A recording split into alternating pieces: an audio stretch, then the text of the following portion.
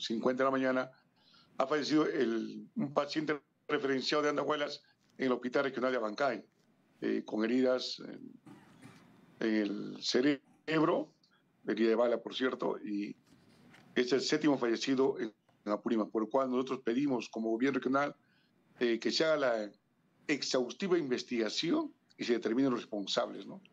No hay derecho a usar armas letales contra el pueblo. Nosotros también, como gobierno regional, hemos llamado a la paz, la movilización sin violencia. Igualmente, porque sabemos bien que la violencia genera más violencia. Y por lo tanto, ayer también, tanto en Andahuaylas como en Abancay, hubo marchas blancas, movilización de coterráneos, que ellos buscan, sí, las demandas sociales, pero sin violencia. Basta ya de infiltrados en estas marchas que atentan contra el bien público y privado, como también contra los derechos fundamentales de las personas. Y a propósito de lo que usted menciona, efectivamente ya estamos viendo imágenes de estas actitudes vandálicas que terminan por afectar tanto propiedad pública como privada, además de ciudadanos que no tienen nada que ver en este problema que resultan afectados. A raíz de ello, ¿usted ha podido identificar como conocedor de su región quiénes serían estas personas infiltradas? ¿Hay algún artífice político que estaría detrás de ello? Nosotros tenemos ya las cámaras que han atentado a Abancay, el Poder Judicial, locales de la Fiscalía, como también han apedreado el gobierno regional. Tenemos en las cámaras, haremos llegar a la policía para que hagan las investigaciones y determinen quiénes son esos infiltrados en estas marchas que están causando violencia y daño a la propiedad pública y privada. El día de ayer, y eso ya también se ha podido ya ser oficial a través del Diario Oficial El Peruano, esta publicación del estado de emergencia por 30 días. Si bien es cierto, comenzó este estado de emergencia en algunas provincias, ¿no?, incluyendo esto precisamente Andahuaylas y también la región en general de Apurímac. Pero con estos 30 días a nivel nacional, ¿qué es lo que se espera? ¿Qué es lo que espera usted en todo caso con respecto a su región? Más que el estado de emergencia, lo que esperamos es que el día de hoy el Congreso de la República tiene una decisión histórica para el Perú. Ellos tienen que aprobar el adelanto de elecciones el día de hoy. Si se aprueba el adelanto de elecciones, yo creo que los demás pedidos de cierre del Congreso y nueva constitución, esos subsumen a esta primera ejecución del Congreso, es decir, engloba todo. El Congreso aprueba el día de hoy el adelanto de elecciones. Yo creo que el día de mañana vamos a retomar la paz y la tranquilidad en las regiones y que el estado de emergencia también no sea solamente para salir en busca de los infiltrados, sino que ellos también prioricen la agenda política del Estado peruano. Y sobre lo que usted menciona, ¿cuál en todo caso sería la responsabilidad del Congreso de la República? Porque es importante señalar que, si bien es cierto, la presidenta Dina Boluarte presentó un proyecto de adelanto de elecciones, incluso ella mencionó que esto podría ser en abril del 2024, pero el día de ayer cambió esa fecha y señaló que se podían acortar los tiempos a diciembre del 2023. Pero lo cierto es que en el Congreso existen 3 proyectos de adelanto de elecciones que se vieron en la Comisión de Constitución. Entonces, ¿cuál es la responsabilidad del Congreso de no haberlo puesto a debate mucho antes de que empezaran estos disturbios?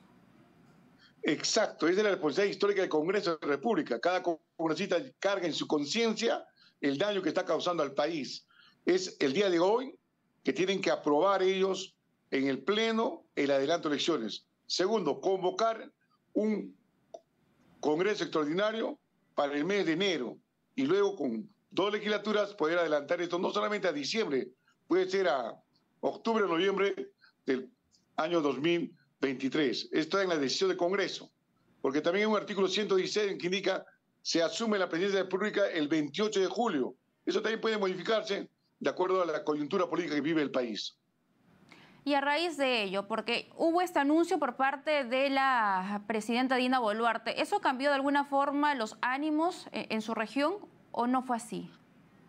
Los dirigentes de las movilizaciones sociales, las organizaciones sindicales, gremiales, ellos no están tan satisfechos con diciembre.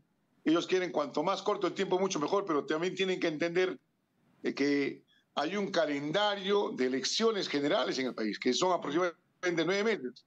Eso no se puede reducir, porque tiene que ver, primero, garantizar la participación y segundo, la transparencia de un proceso electoral, que mañana más tarde no haya una legalidad de alguien y diga se trae abajo todo este proceso. Entonces, es importante respetar también los tiempos que toma un proceso electoral con total normalidad en el país.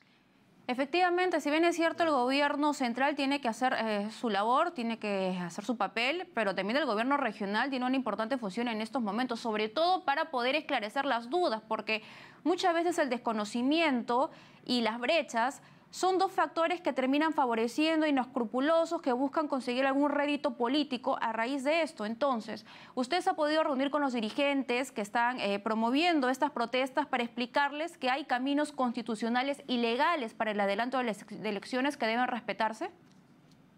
Estamos en comunicación con algunos dirigentes que se identifican, que son permanentemente, casos de mercado, construcción civil y otros, que ellos también han sido de repente manipulados por estos infiltrados en estas movilizaciones, porque el pueblo de Abancay, como Andahuaylas, han salido juntos a defender también la paz social.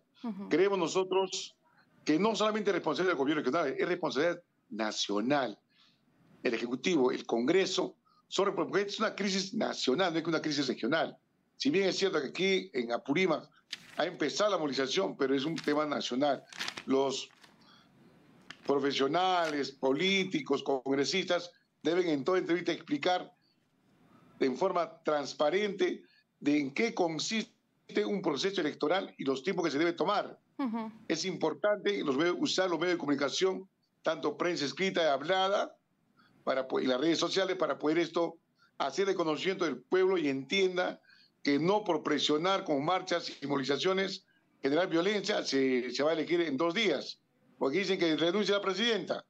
¿Quién asume? El presidente del Congreso. Si en el Congreso, ¿quién va a asumir? ¿Quién va a dirigir el país? No puede entrar a una anarquía, a un caos. Entonces tenemos que respetar las normas constitucionales actuales que están vigentes en el país. Claro, y eso es importante que lo mencione, porque todos los actores tenemos que ser partícipes para poder informar a los ciudadanos y que tengan todo este conocimiento claro. Pero también es importante, y lo mencionaba, acerca de estas brechas, ¿no?, que termina generando el descontento, porque esto no viene, digamos, de este año, viene de años anteriores, de promesas incumplidas. En este caso, yo recuerdo que el expresidente Pedro Castillo acudía a Apurímac a hacer ofrecimientos, como por ejemplo el hospital de Andahuaylas, la represa, por ejemplo, y alguno de esos proyectos, al menos, tuvo un presupuesto destinado. Ninguno, todo al contrario. Hubo mezquindad política con el pueblo de Apurímac. Nosotros, como gobierno regional, hemos firmado un convenio con el Ministerio de Salud hace 3 años para concluir el hospital de Andahuaylas. Y en ese mismo proyecto, que iba a ser una licitación internacional de Estado a Estado, se incluía también al Hospital 3.1 de Piura. Por la mezquindad política de los ministros de Salud del señor Cerrón, se ha hecho una licitación pública en el año 2021. Ganó Francia como país la licitación pública. La mezquindad política ha hecho que los ministros del señor Cerrón no puedan prever un presupuesto de 36 millones para suscribir el convenio con un país ganador que es Francia. Y como país hemos quedado como unos puercos, disculpe la palabra, frente a la comunidad internacional. Habiendo ganado un país, no se puede firmar el contrato por mezquindad política. Eso es un gran daño para la salud de Andahuaylas y de Apurímac. El ofrecimiento del proyecto Río Chicha, sí pues, pero ofrece sin un centavo. El ofrecimiento es compacto, aquí tengo los técnicos, aquí está el presupuesto, empecemos a elaborar el perfil, expediente técnico y luego se hará la ejecución del proyecto, ¿no? Es decir, se ha jugado con las expectativas de los ciudadanos de Apurímac, porque el presidente Pedro Castillo, y todos lo recordamos, ofrecía propuestas, decía que iba a hacer obras, pero usted nos confirma que ninguna de esas propuestas tiene un presupuesto destinado y por ende tampoco un plan técnico. Claro, nosotros, por ejemplo, en Apurímac no hemos tenido consejo de ministros, pues sabemos la posición que tengo aquí en el gobierno regional y las autoridades regionales. Conocemos la gestión pública claramente, por eso sabemos la crisis económica que vivimos con el mismo Ministerio de Economía y Finanzas. El Ministerio de Economía y Finanzas del último ministro, Curburneo, disculpe una crítica saludable, pero no ha tenido la velocidad para poder sacar normas de modificación presupuestales. Estamos a finales de año y también los maestros, yo soy profesor, los trabajadores de salud y otros trabajadores tienen deudas sociales. Hay que sacar una directiva para que del Ministerio de Economía, para que se pueda efectuar el pago de los remanentes de la cuenta 2.1 de remuneraciones, el pago de las deudas sociales a nuestros trabajadores activos, como también pensionistas. Esa es voluntad también del actual ministro de Economía. Espero que no se olvide y que este fin de año también se incremente el pago de las deudas sociales a todo el magisterio, a todo el personal público a nivel nacional. Muy bien, entonces por último usted nos menciona que esta solución, al menos a corto y mediano plazo, es el adelanto de elecciones. Pero los partidos políticos, los movimientos, ¿están preparados para ello? ¿Cómo ve al menos la oferta o cómo se vienen preparando en su región? ¿Ve algún líder? Bueno, nosotros aquí, como sabrán ustedes, los movimientos regionales, yo soy gobernador elegido por un movimiento regional, Yancasun Cusca. Los movimientos regionales no tenemos espacio pues, con estas normas electorales para poder participar siquiera con congresistas a nivel nacional. Es un privilegio que tienen los partidos nacionales, como todos saben ustedes, gran parte son empresas, los partidos ya no son partidos en el país. Gran parte de empresas, partidos, que lo llamamos nosotros, son los que están manejando pues, las políticas en el país bajo sus intereses subalternos. Esta es una oportunidad para corregir la ley electoral, también para prohibir que existan partidos y empresas en el país y ampliar la brecha para que pueda haber mayor participación democrática también de los movimientos regionales en las elecciones generales. Hay que hacer modificaciones constitucionales, sí hay que hacerlas, pero es importante también la participación del interior del país para que tengamos auténticos representantes y no, como actualmente se eligen congresistas, por acarreo de votos del candidato presidencial, y lo cual creemos pues que es un gran error y es el Congreso que tenemos actualmente, ¿no? Muy bien, muchísimas gracias. Quedó claro su punto de vista y por eso es importante de que se tome un tiempo prudente para precisamente hacer las reformas para que los ciudadanos no terminen eligiendo por lo mismo, ¿no? Muchas gracias, muy amable. Ha sido con nosotros Baltasar Lanterón, gobernador regional de Apurímac. Inmediatamente tenemos que retornar.